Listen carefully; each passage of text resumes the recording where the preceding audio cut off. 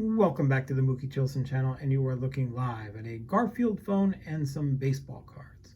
Why are you looking at a Garfield phone and some baseball cards? Well, that's because these cards are my pickups from the Garfield show. What's the Garfield show? Well, the Garfield show is a North Jersey institution. It has been going on for decades. It is a twice a month baseball card show that has incredible stuff week to week.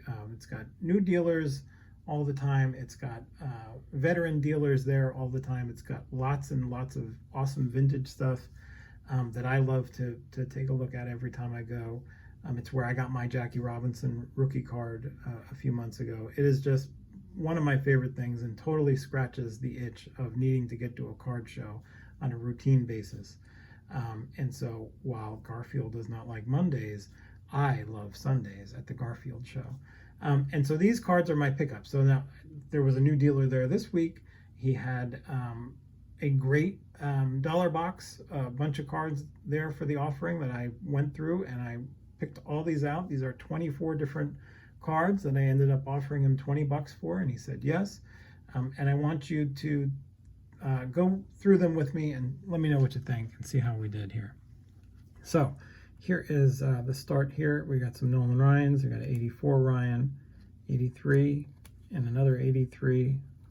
The condition on these is not like killer or anything, but they're good. As an 82, an 81. There we got the 80, and you can see the corners are dinged up, but as we go backwards in time, the condition gets a little bit worse, but still there's a 79. There's a dog food Nolan card, and then the Stadium Club with the cleats and the hat and the tux, and just a great iconic baseball card that I got for $1. And then we got some Randy Johnson cards here. Randy Johnson on the Expos and Randy Johnson on the Mariners. Of course, the flagship on the right and the traded on the left. Randy got dealt for Mark Langston that year in a trade the Expos, I bet, wish had back. But I got those each for $1. And speaking of Randy Johnson, check out this. I had never seen this card before in my life. It is a die-cut hologram Upper Deck SP card. I don't know what year. But if you have never seen a holographic Mullet before, prepare to have your socks knocked off. There we go. There's the Mullet in hologram. I also got this Greg Maddux hologram.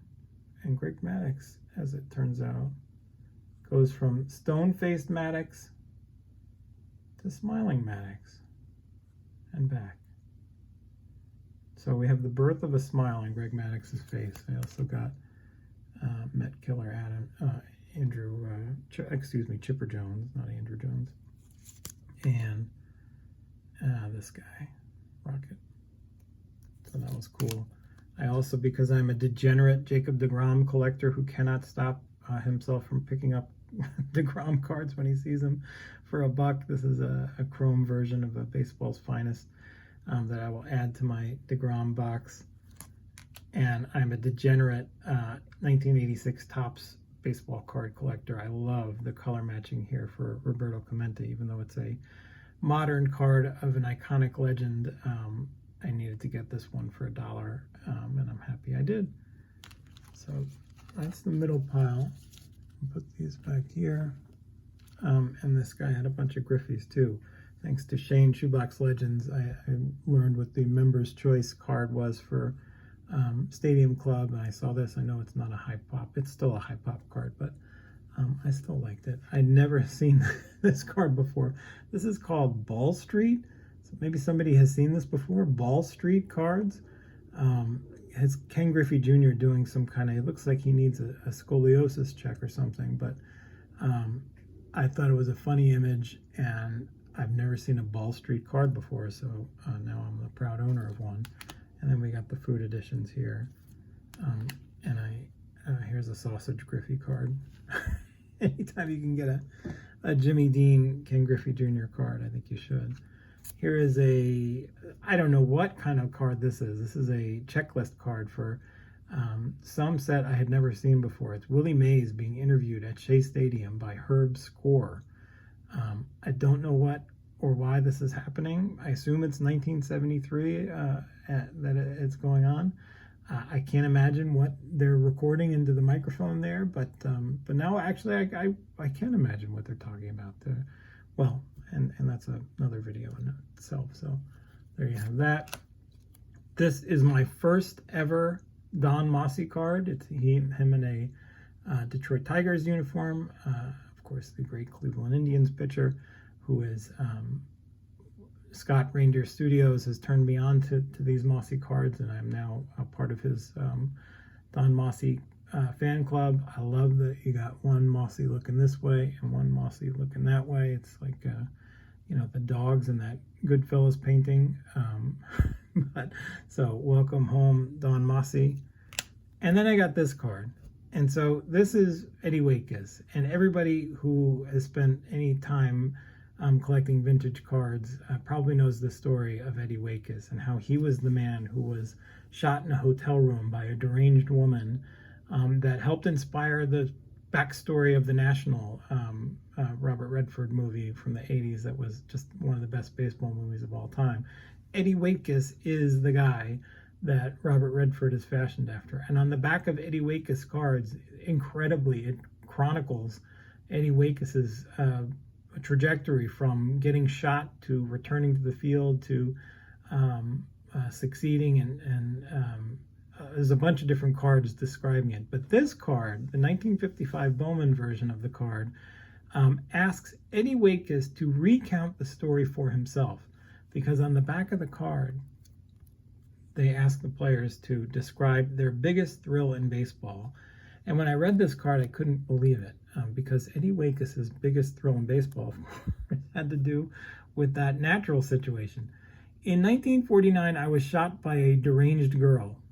Period. End of sentence. No sentence. After I was released from the hospital, I was sent to Florida by the Phillies to see if I might recover enough to resume baseball. The schedule laid out for me was a nightmare. I was in a bed. I was in a bad nervous condition, and I grew more depressed each day. That's awful. Poor Eddie.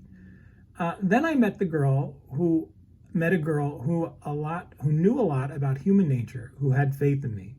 I went on to a good season, and the newspapers commended me for the, quote, comeback of the year. And the girl who helped me so much is now my wife. Unbelievable. So the saga of Eddie Waitkus began in the 40s, late 40s, when he was shot. Baseball cards chronicled his trajectory. And the 1955 Bowman Eddie Waitkus, that is badly miscut, is sort of a victory lap for Eddie. You can shoot me, you can take me out, but I'm going to come back, win comeback player of the year, and marry the woman who helped me through it all, my depression, etc. So congratulations to Eddie Waitkus. Welcome to the Mookie Chilson World Headquarters. You will now join the ranks of all those other great Eddie Waitkus cards I have, because as we all know, there is magic on the back of the cards. And so that's my pickup. So how do we think I did? $20 for all that. I actually handed the guy the stack of cards, and he says, yep. I said, would you do these for 20? These 24 for 20 bucks? He said, yep, you got it. And I handed it to him, and he said, let's see how you did. And he started going through them. And when he got through the Ryans, he said, oh, you did pretty good.